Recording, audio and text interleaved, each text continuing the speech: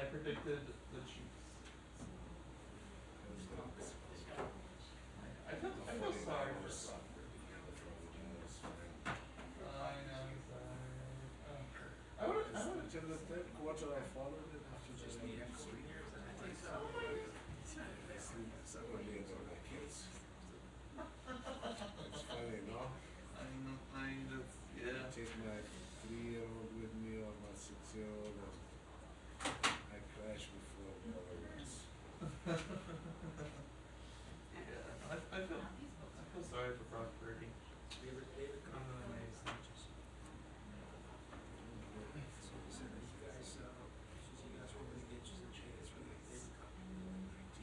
Wide receiver. No way. Get out. Exhibition matches.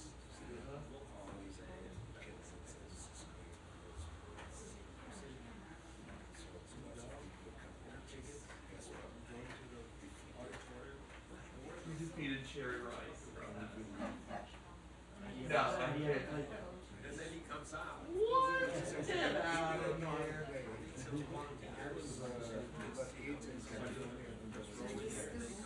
Wow.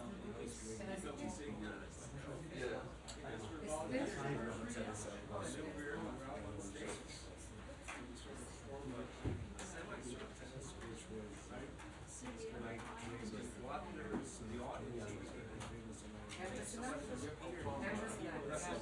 It sounds fun, but I registered.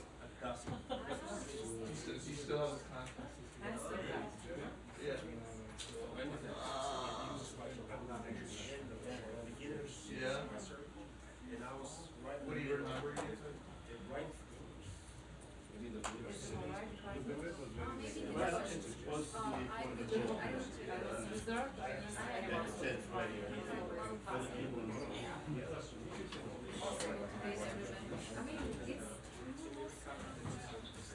Wow.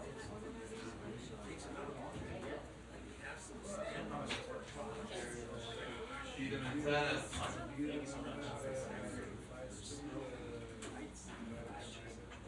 Who?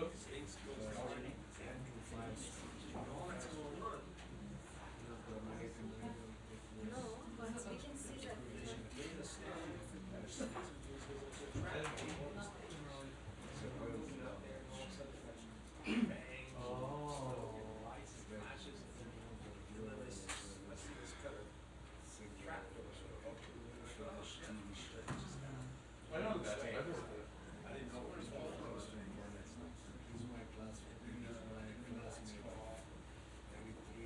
wow. And he's still on there. Oh. So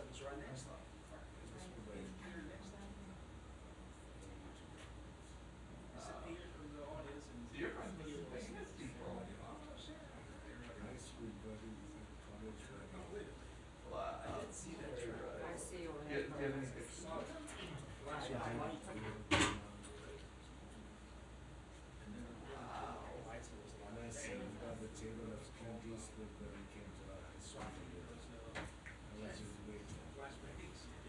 You nice guy.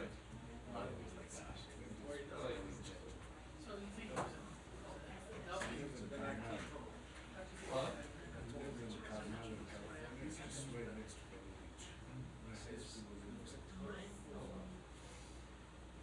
CIA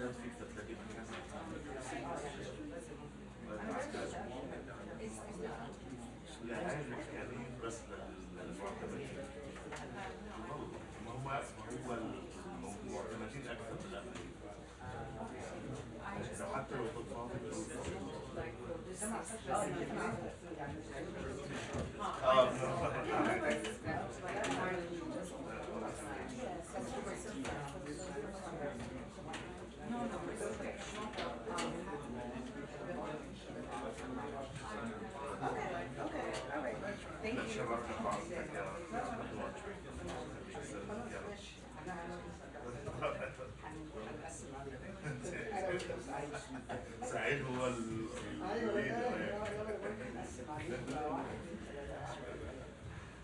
حبيبي يلا موفق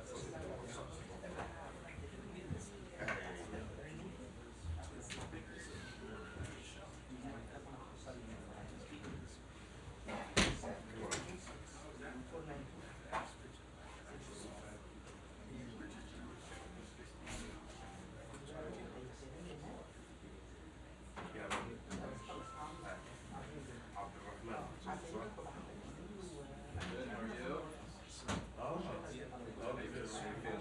أهلا خليك سامي حبيب المكتب كتير You tell me. I hear they're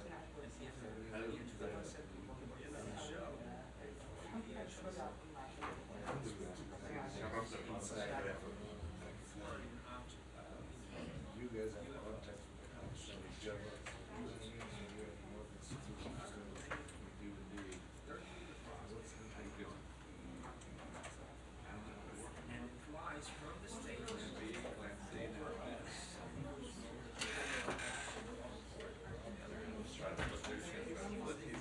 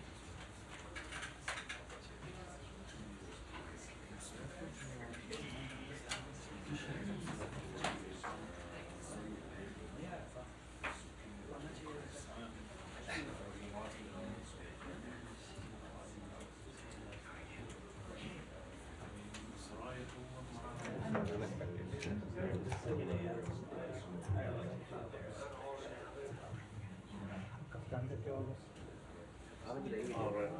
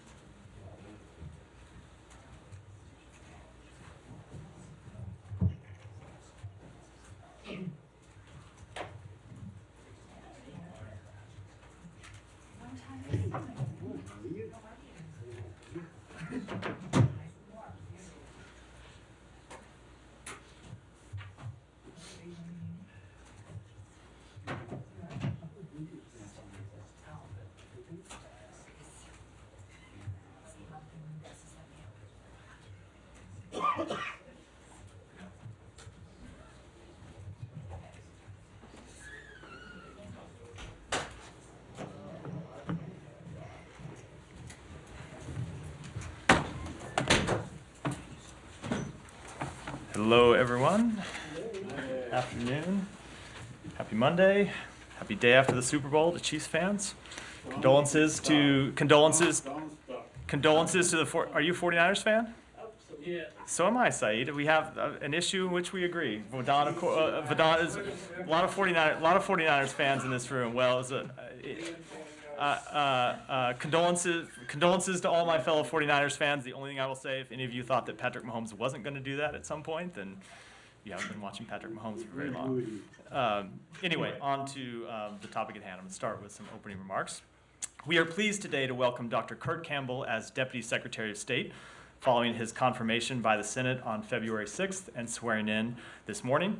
Deputy Secretary Campbell's distinguished career includes service in the Navy, positions at the Treasury Department and Pentagon, his previous service as the State Department's Assistant Secretary for East Asian and Pacific Affairs, and most recently at the White House as the Indo-Pacific Coordinator. He also brings extensive experience outside of government, including in academia, the think tank community, and the private sector. We will share more about Deputy Secretary Campbell's engagements as he begins his role in advancing President Biden's and Secretary Blinken's vision of a world that is more free, open, prosperous, and secure. But for today, I just wanted to welcome him to the building. On behalf of all of us here, we look forward to working with you. And with that, Sean, do you want to start us off? Rafa? Sure. Very different. I was just trying to go in order from the usual way we go. Sean, go ahead. Okay. Could I ask you about the operation in Rafah that the Israelis had? First of all, if the United States has an opinion on this, I mean, there were quite a few, over 100 civilian casualties apparently. The president has publicly called for Israel to have a plan for civilians there. Are you under the impression that this is part of a larger operation? Was this a specific thing to get hostages? To what extent are you okay with this going ahead right after the president's conversation with the prime minister? So a few things about that. One, I will say with respect to this specific set of airstrikes, I will let the Israeli government speak to what they were intended to do, what they were intended to accomplish. That's appropriate for them to speak to. I will say that as the president made clear, as the secretary made clear in his conversation with the prime minister and other members of the Israeli government on the trip last week, we do not support any military campaign in Rafah going forward, as long as they cannot properly account for the 1.1 million people, by some estimates, who are in Rafah today, some of whom have already been displaced, some of whom have been displaced multiple times. We think there needs to be a credible plan that they can actually execute before they undertake any military campaign in Rafah. Now, that said, they have conducted airstrikes against Rafah really since going back to the original days of the campaign. It is not our assessment that this airstrike is the launch of a full-scale offensive happening in Rafah. We just saw, obviously, the order from the prime minister last week to the Israeli military to develop a plan for dealing with Rafah. We look forward to reviewing that plan. We look forward to being briefed on it. And we will make clear, as we did last week and as the president did in his conversation over the weekend, that without such a plan that is credible and that they can execute, we do not support a full-scale military operation there going ahead. And just could I just push that? We say you would not support it. I mean, this is of course the language of the White House as well. What does that actually mean? Does that mean say no, don't do it? It's not a good idea, or does that mean that there are actual repercussions or that to the relationship? Look, I don't want to get ahead of the events as they currently stand today. They have said that they will implement, they will develop, and they will implement a humanitarian plan. We have made clear that we think it is imperative that they do so, and we're going to look and see what they develop. On Rafah, you said it's not U.S. assessment that the airstrikes are the start of a full-scale offensive there. Is it your assessment that they will soon launch the full-scale offensive there? Again, so first of all, with respect to this airstrike, as I said, they have conducted airstrikes against military targets in Rafah going back to the beginning of the campaign. But it is our assessment this is not part of a full-scale military operation there, because we heard what the Prime Minister said over the weekend, which he has just tasked the military with developing that humanitarian plan. It has not been developed yet, let alone executed. And it is our expectation that a plan should be developed, it should be credible, it should be executed before they launch such a military Right, campaign. but did you get any assurances from the Israelis that they're not going to proceed with Rafah offensive unless they get that plan in there? Because I mean, the humanitarian plans for everywhere else in Rafah was not very robust and sound either. It wouldn't have led to this civilian death toll and the humanitarian crisis that the enclave is facing right now. I am not going to speak for the Israeli government. I will speak for the United States and make clear what our expectation is. And the expectation is as I have outlined it, and we have communicated that quite clearly with them. Okay, to push a little bit more on Sean's question, like EU's foreign policy chief Borrell, for example, said U.S. should consider cutting aid to Israel, and we know that there is growing frustration with Netanyahu's government. Is that at all a possibility that the administration is considering if, it would not have any success in the coming days in terms of moving Israel? So let me say a few things about that. The most important of which is that we have pursued the policy that we think gives us the maximum ability to be successful in influencing how Israel conducts its military campaign. And how are you happy with the results of that? in many cases, no, absolutely we are not. We are happy with the fact that we have been able to get humanitarian assistance into Israel. That is the direct result of into Gaza. That is the direct result of U.S. intervention. But at the same time, there has not been enough humanitarian assistance that has gotten in. We are happy with some of the deconfliction measures that Israel has put in place at our specific urging, at the request of the Secretary and others in the administration. Those deconfliction measures have not been as successful as we would like them to be. We are happy that over the past month, we have seen civilian casualties come down from the incredibly high rates that they were. They are still alarmingly high. They are still way too high. So in all of this, it's a process where we engage with the Israeli government, look to use every bit of expertise that we have to communicate to them the steps that we ought to take. And we use all of the levers at our disposal to influence them to the best of our ability, and that'll continue to be an ongoing process. So you're still ruling out cutting of any aid? I am not ruling anything out. I'm saying we have not made the assessment that is a decision, or that is a step that would be more impactful than the steps that we have already taken. And at the same time, you have to look at the fact that such a step, how such a step would be received by Israel's opponents, both inside Gaza and outside of the state of Israel. So Matt, can you just say? What levers have you used? So we have used diplomatic levers. The Secretary That has... means that means the Secretary and the President and you and Kirby and whoever else standing up and saying, wagging your finger and saying that that's not really leverage. We have engaged with them on at a multitude of levels at this administration. And as you look at the list that we just went through with Humera, we have seen them take steps at our urging that have had real tangible impact, but they have not been enough. But what levers have you actually used? I think that when the United States of America stands up and says something publicly, it matters. But you haven't. That's 11, and but- we- and but- we- and But you to- haven't said And, no, and we, but that to there my would be any point, consequences. to my point, we in have terms seen. of money or military assistance, We right? but we have seen, because of the policies we have pursued, we have seen improvements along these specific areas. Okay, and we have seen fine. tangible improvements. Again, Okay, but not I'm at the just level asking that, you what but leverage have but you also, used? What there- leverage have you brought to bear? I just went through it. What have you gone? I think the What, words of the to- President of the United States, the words of the Secretary of State matter, and To we have say seen. Hold on, we have Over seen, the top, and we have that's seen leverage? and we have seen the government of Israel respond to it, not always in the way that we want, not always to the degree that we want or to the level that we want, but our interventions, we believe, have had an impact, and we will continue to pursue them because we Okay. we Well, look, believe they do. I'm not trying to take a position on, what you have done so far is adequate or inadequate, but you seem to be taking the position that what you have done so far is inadequate. Because while you say you have seen some results from the quote-unquote pressure that you have applied, they're not enough, and that the situation is still not good and not and not acceptable to you. Is that a fair assessment of what you said? I will say, I think that sometimes people pretend that the United States of America has a magic wand that it can wave to make any situation in the world roll out in exactly the way that we would want it to, and that is never the case. Okay, well, I would just We use I the would just tools say that are that there available. other people. We there use the were tools that other- are available to try to influence policy. They are imperfect, and there are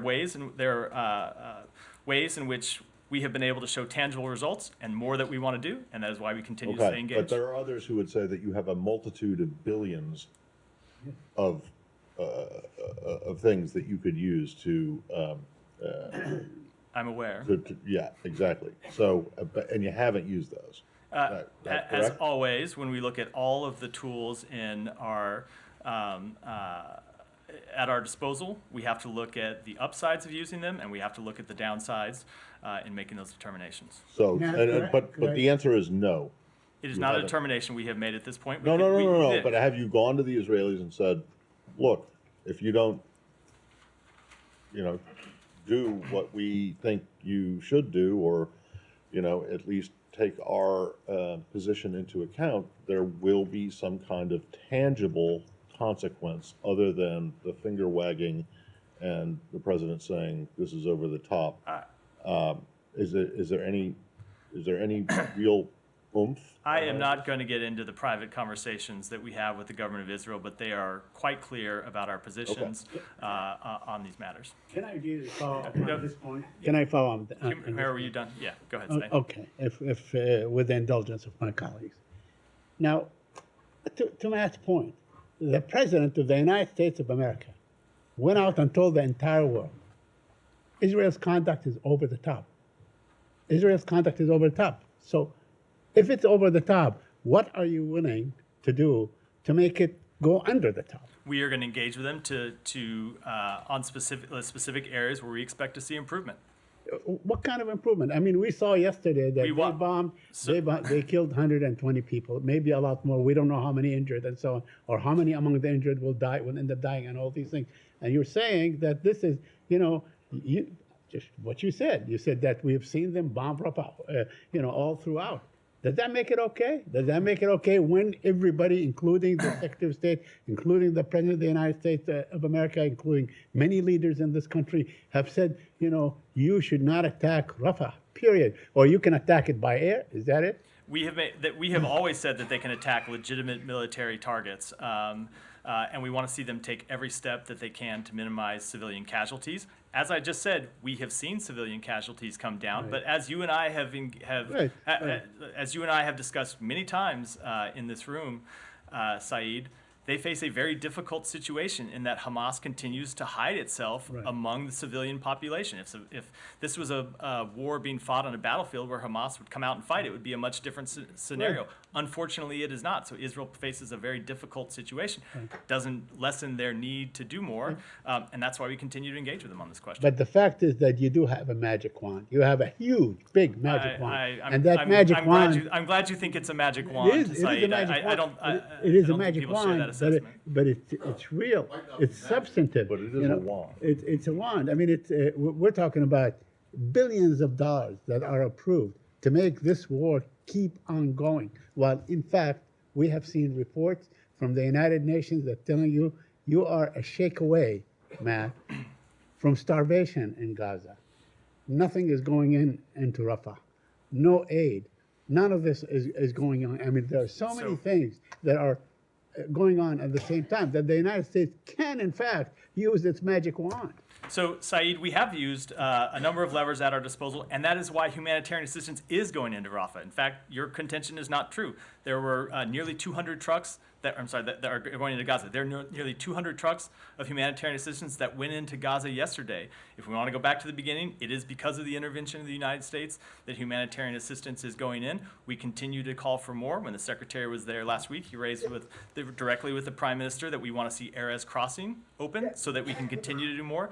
And it is that repeated, sustained engagement that we have shown over time has delivered results, and it's why we'll continue to stay engaged.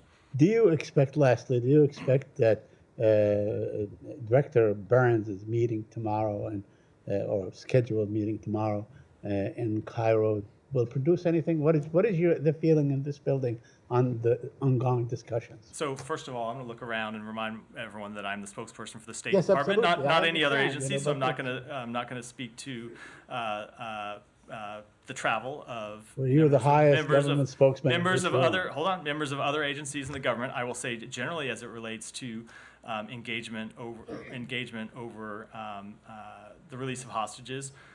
You heard the Secretary speak to this and say that we think progress can be made.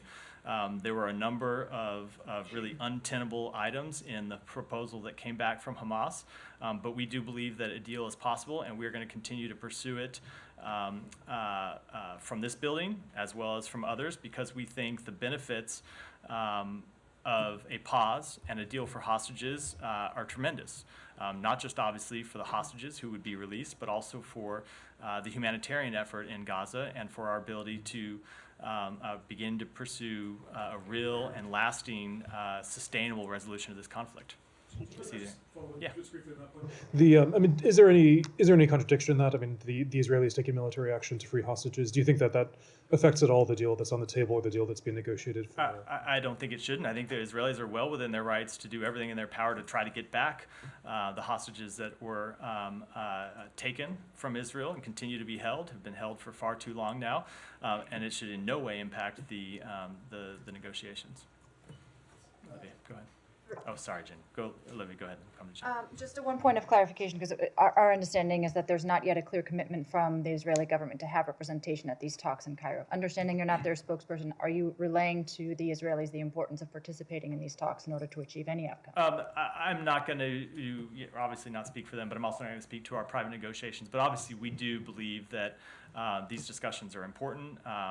We believe that it's important that we continue to engage around the need to secure these hostages and obtain a humanitarian pause, and we will continue to pursue that with the government of Israel as well as with the governments of Egypt and Qatar. And you believe these activities in Rafah, your view is not that it is not the unspooling of a campaign, but do you believe they're counterproductive to hostage talks? I just can't speak to what the intent of these particular strikes last night were. But look, Israel has had an ongoing military campaign, so I don't know why a new set of strikes would change the nature of these negotiations. They have been conducting a military campaign since shortly after the immediate hours after October 7th, so there's nothing really there that should have an impact But on this these happens talks. to target a city center where 1.2 million Palestinian civilians are concentrated. Correct, but I'm not sure why that would have an impact on the hostage talks. If Hamas was going to pull out of these talks, maybe Hamas should stop hiding. But it's Hamas that continues to hide behind those civilians. Well, with respect, I mean, it's to the Secretary's line that, not forgetting a common humanity here is what I thought was top of mind for the administration. Of course, it is top of mind for the administration. Israel does still have the need, or the ability, and the need, and the right to carry out legitimate military campaigns that target members of Hamas, Hamas leadership, Hamas battalions. We support their right to do so, but we want to see them conducted in full compliance with international humanitarian law, and we want to see them minimize civilian casualties, and when we see reports of civilian casualties, we raise those directly with the government of Israel and seek more information about them. And the U.S. does concur that there's a legitimate military reason in order to conduct these strikes in Rafah. I understand you can't. There are comment there are specifically. Hamas battalions in Rafah. That is an undisputed fact. Well, I just have two other separate questions. One is on whether you can tell us anything about the Americans who have been detained by the IDF in both the West Bank and Gaza. Do you have clarity on the circumstances of their detention? Have you been requesting and gotten offered consular access? We don't have clarity on the situation. I can say that with respect to both of these situations, I think, as you know, because of privacy considerations, lots of times in these cases we're not able to speak to the details. But in both cases, we are aware of the matter and are engaged with the families and seeking more information from the government of Israel. Is there a preliminary level of concern involved in any of these? Until we have been able to acquire more information, I don't think I should offer. Okay, last one, sorry. I'm sure you've seen the reports of Hamas having a command center underneath UNRWA's headquarters. Does that alter the U.S.'s thinking in terms of the potential resumption of funding down the line?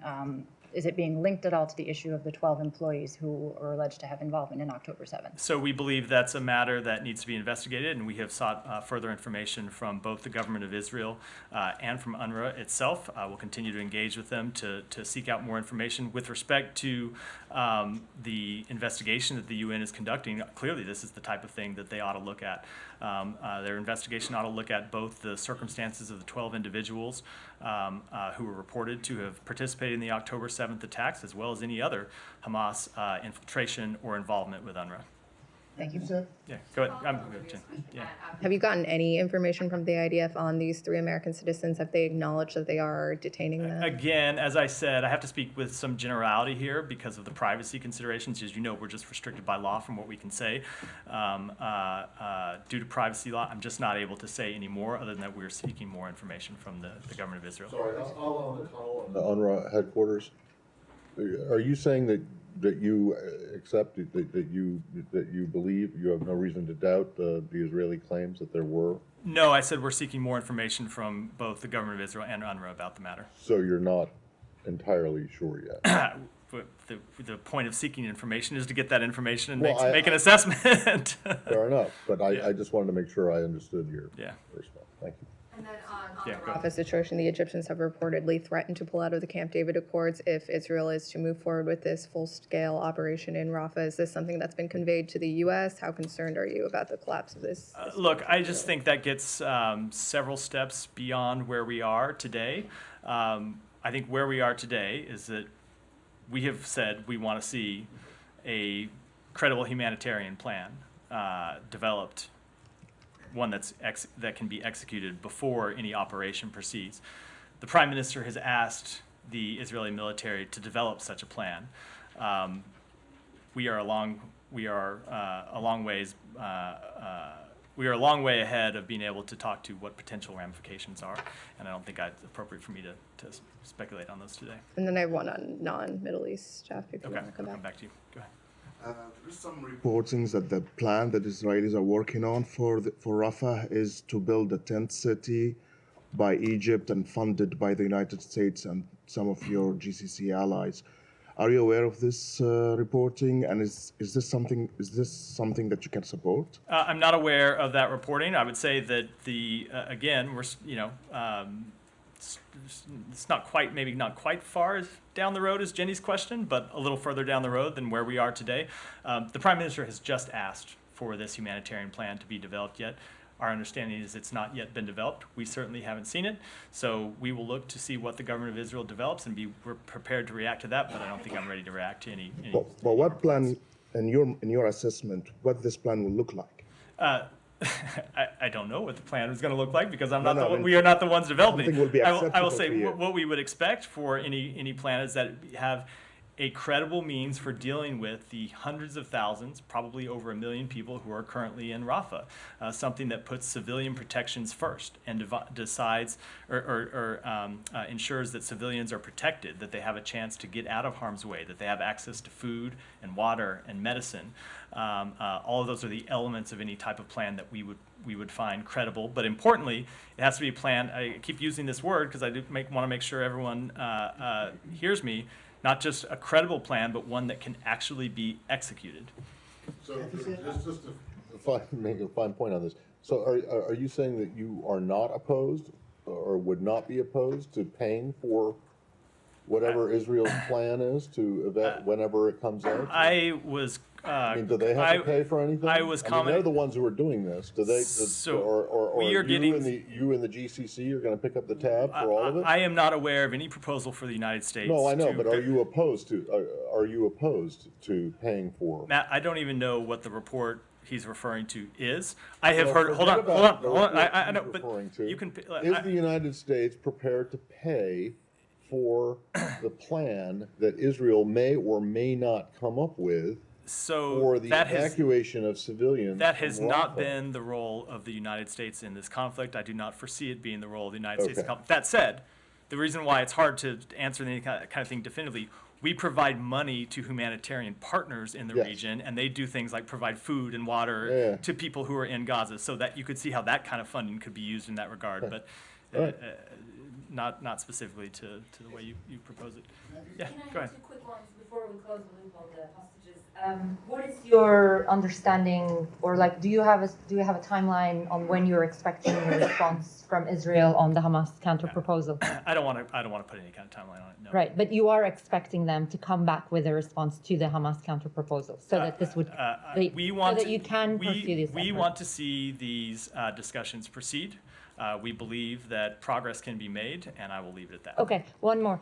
If the Israeli side somehow doesn't show up tomorrow, will that meeting go ahead? Will those conversations still go ahead? You know I don't answer if questions, Humaira.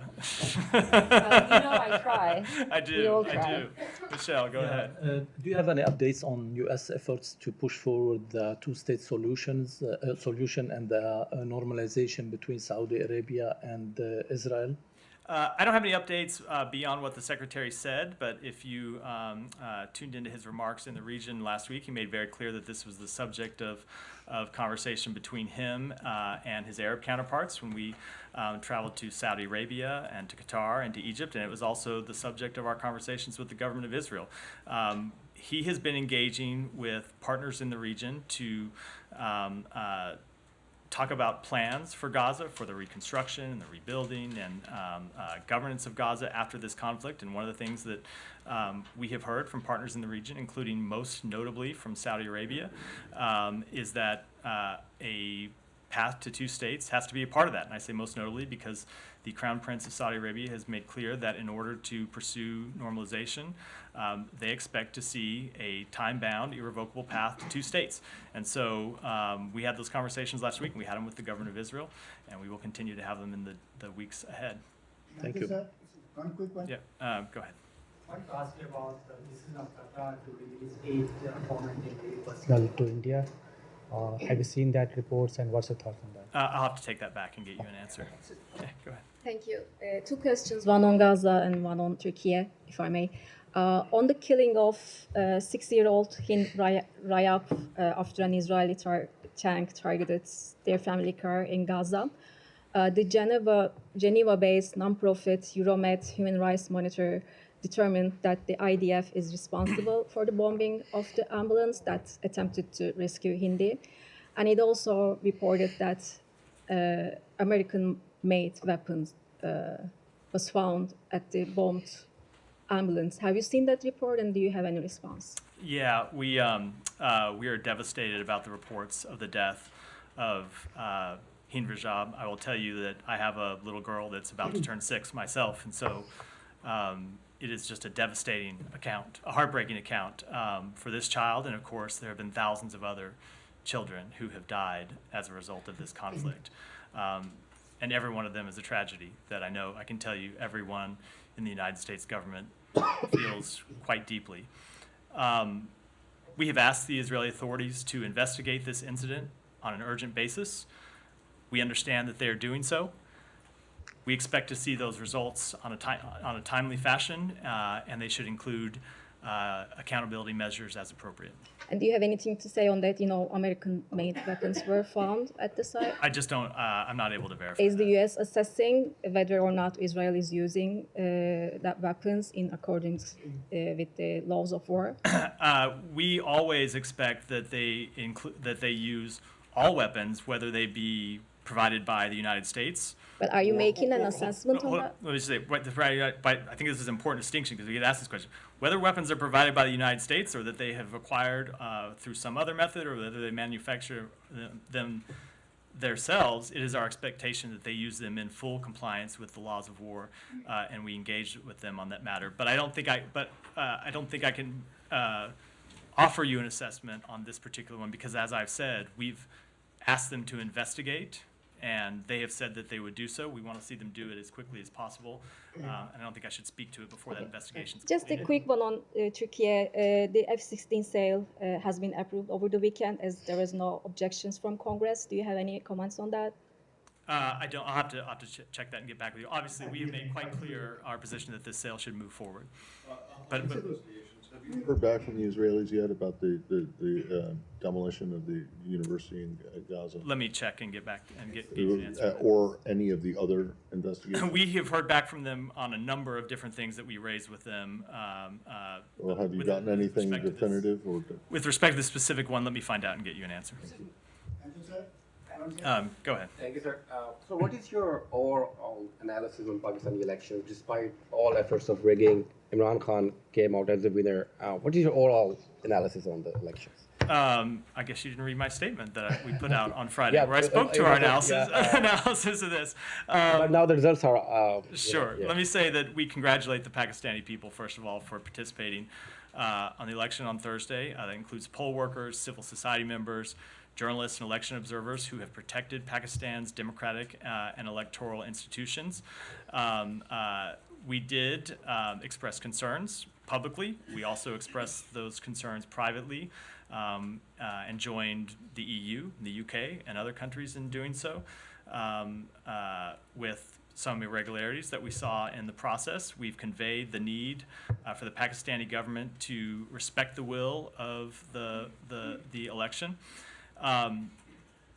You know, we emphasize, you heard us you heard me from this podium certainly repeatedly, but also across the government, emphasize that we wanted to see the rule of law, respect for Constitution, free press, vibrant civil society, respected in the run-up to the election. We continue to believe that's the case. We condemn political and election-related violence and restrictions on internet and cell phone service.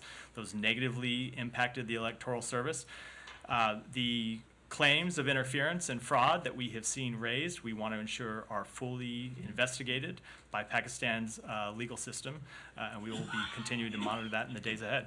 So you said that you are ready to work with the new Pakistani government, but if this new Pakistani government came in with the allegations of fraud and irregularities, what is your opinion? Well, I don't think there is a new Pakistani government yet. I believe there's still discussions going on about the formation of a government. But one of the things that we have said leading up to the election, and we'll continue to make clear, is that whoever the Pakistani people choose to represent them, we will work with that government. And as to the claims of fraud, we want to see those fully investigated. Yeah, go ahead. I know you said there isn't a Pakistani government yet, but certainly former Prime Minister Khan's faction, some of the members, independents came in ahead. Is there any concern about the legitimacy of whoever actually becomes the leader of Pakistan? I will say that let me just reiterate that we do think that the claims of fraud need to be fully investigated. That said, it was clearly a competitive election in which people were able to exercise their choice. Now, that said, there were irregularities. We want to see them investigated. But ultimately, we respect the democratic process, and we're ready to work with the government once it's formed. And just one more on Pakistan. The authorities have had a ban on assembly. Some of Imran Khan's supporters have called for protests on this. Is there any concern about freedom of assembly right now in Pakistan? Certainly, we want to see the freedom of assembly is respected anywhere in the world. Alex, go ahead. A couple of questions. Europe. EU Council today approved a regulation allowing profits from frozen Russian assets to be used in Ukraine. Do you endorse that decision or support it, don't like it? What is your opinion about that? So we are encouraged by any action the EU may take to use Russian assets for the benefit of Ukrainians. We continue to be in active conversations with our allies and partners, including the G7, on what additional steps may be possible within respective legal systems and under international law to make Russia cease its aggression against Ukraine and to ensure Russia pays for the damage it has caused. Is the United States considering to follow suit? So we are supportive of having domestic legislative authorities. We've made that clear in the past that it will give us flexibility as we continue these discussions with our allies and our partners. Ultimately, we want to see Russia pay for the damage it's caused, and we continue to pursue all appropriate vehicles to do so. Speaking of allies and partners in Europe, any reaction to shockwaves we have seen over the weekend among allies in reaction to suggestions coming out of this town? I understand there's a presidential election going on, but in general, pushback against suggestions that the United States might not support its allies in case of Russian attack. So you heard the president speak to this over the weekend and made clear that any suggestion that encouraging Russia to invade our allies and partners are dangerous, and I would obviously echo that from here. And I would just say, as we often say, that the NATO alliance provides actual security to the American people. This isn't just a benefit. This isn't just an alliance that the United States puts into. We also get a lot out of this alliance. And the only time that NATO has ever come to the defense of one of its member countries, it was coming to the defense of the United States after 9/11. And so we have been heartened by the broad support for NATO from the American people. We have been heartened by the broad support for NATO from Congress, and I think I'll leave it at that. How much has the former president's statement damaged your relationship? I don't think I should comment on remarks made in the... May I move to Central Asia, if possible? Kyrgyzstan today responded harshly to the secretary's criticism over Russia-backed NGO law they're trying to pass through the parliament, and they are referring to the U.S. FARA law. Any reaction, any response? Let me take that back and get you a comment. And finally, if I may, on South Caucasus, Azerbaijan, Armenia, looks like they are trying to move along through negotiation process without any mediator. Where do you stand on this?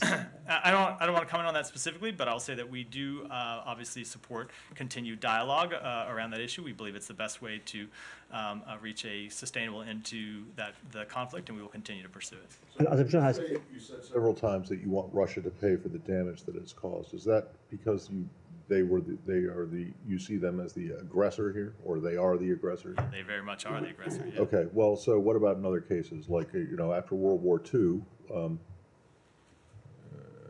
The Japanese attacked us, but then the Germans declared war on us. So we went in, and the Marshall Plan paid for huge amounts of reconstruction in Europe, and the United States also paid for the reconstruction of Japan after the war. So does that same, and recognizing that the situations are not exactly similar, but does Israel bear any responsibility for paying for the reconstruction of Gaza? Or do they get to foist it off on others? So the situations are not at all. No, but they're all conflicts, and I realize that World War II is over, and the Ukraine war is not over, but neither is the Gaza war. And you're saying that Russia right now has to pay for the damage that it caused in Ukraine. So I'm just wondering, would you say the same, that Israel should pay for at least some of the damage that it has caused in Gaza, even though it's fighting, for what you say is a completely justifiable, or what is a completely justifiable? So what I would say on that matter is that one of the things that we have heard through the Secretary's diplomacy in the region is that there are countries who are ready to step up and help pay for the reconstruction of Gaza. I don't mean Israel, other countries who are willing to step up and help with the reconstruction of Gaza and put real money into the game, as well as real political credibility, but that's another matter on another track. But just with respect to reconstruction, there are other countries who are willing to contribute to the... No, recontribute is right, because they've already rebuilt Gaza three times, right? Fair point. And so, let me just finish. But Israel is not one of those countries. Let me just finish. Okay. Our discussions have been about other countries who are willing to contribute to the rebuilding of Gaza, but they expect something from Israel in return, and that's that we've talked about this path to two states. But what about money? I'm not going to get into the hypothetical, because we think the policy that we ought to pursue is this path that the Secretary has laid out that would lead to the rebuilding of Gaza, and would avoid the question that you are putting on the table. No, I'm saying it wouldn't avoid the question. Someone's got to pay for it. No, I'm saying it avoids the question of Israel having to pay for it. The path that we think forward is the one that we put on the table. So you think that path would Well, relieve I should. Israel of any It would certainly. obligation from I do not want to say any. We are fully well down the path that we have not hardly even started walking at this point. Fine, but certainly, the same thing. You could say the same thing about Ukraine. That war is not over yet either. It would bring other countries to the table. Yeah, but okay. But how about Israel? Do they? Again, I said we are not at that point yet in these conversations. So. All right. Okay.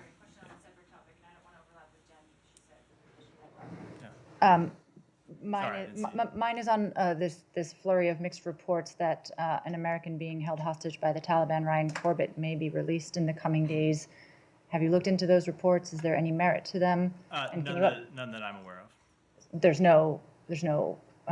No, there are no plans that we're aware of for him to be released. It is obviously a matter that we continue to engage on. We continue to seek his release. I've seen some reports incorrectly linking his release or potential release to the release of two former Guantanamo detainees in Oman. Those reports are completely meritless. There's no linkage at all between the two. My understanding is that the release of those two former detainees in Oman was a result of the expiration of security conditions or security restrictions that were a condition of their transfer, and there is in no way linked to Ryan Corbett's case. That said, we continue to engage on this. It continues to be a top priority for us to see the release of Ryan Corbett, and we'll continue to work on it. But the reports that I've seen are just not based on anything. Do you mind Yeah. Leaving aside whether they're connected, I mean, the release of the two former Guantanamo prisoners, or the transfer, from Oman to Afghanistan, is that the cause of any concern, or is that sort of not the U.S.'s problem anymore? Does the U.S. have any take on that? I will have to take it and get back with you. I'm not aware of the conditions under which they were transferred in the first place, which would impact on how it would bear on the answer to that question. Sure. So go ahead, Jamie. Another detained American, Putin seemed to indicate that he would be open to a prisoner swap for Evan Gershkovich. Does the U.S. see any significance in him publicly making these comments? And what's the latest on talks for him and Paul Whelan? So we have always made clear that not only do we want to see the release of Paul Whelan and Evan Gershkovich, but that we have put a significant offer on the table. In fact, more than once, we have put offers on the table to secure their release, and we will continue to engage to try to pursue or try to obtain their release. And I just don't want to comment on President Putin's Is the most recent significant proposal the one that you raised from the podium? I don't want to comment on any further developments in that case. From time to time, we make the decision to make things public, but ultimately we decide to do most of that. And did that proposal include Krasikov, who Putin seems to want? I think I'm never going to comment on what those private proposals might include. Go ahead, Willie. I just wanted to circle back to the two Americans taken by the IDF in Gaza. Family members say the only communication they've had with the U.S. government is a confirmation of receipt. Is that normal 4 or 5 days into this to not have had kind of more communication with State Department or anyone?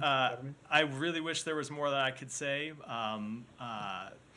There are privacy rules that can only be waived by the individuals themselves, not by family members. This is not true. I'm not speaking with respect to this case. I'm speaking with respect to cases in general that prohibit us from talking about the cases. So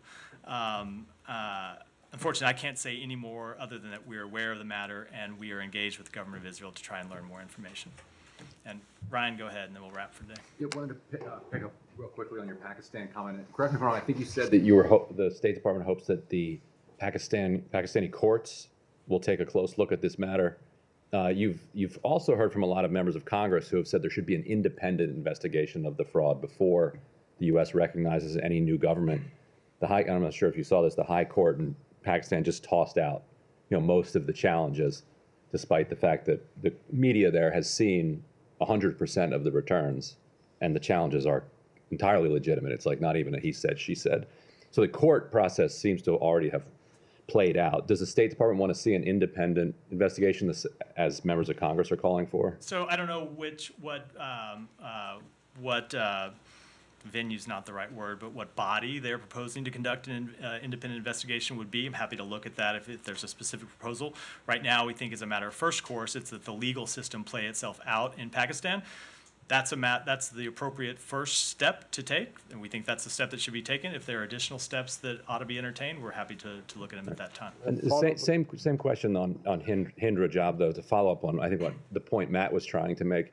You've said you've urged Israel to investigate her killing, respond very quickly, and take accountability if they find something's wrong. I think Matt's point, though, is that you've urged a lot of accountability, a lot of investigations, and we don't have evidence of them coming back with accountability. Should there be a second level investigation into her killing? Again, it's hard to not satisfied with what they again, it's hard to comment on a second level before we've concluded the first level.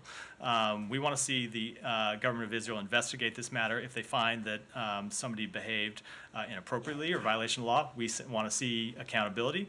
And I wouldn't want to speculate on what further measures might be appropriate before that first step has been completed.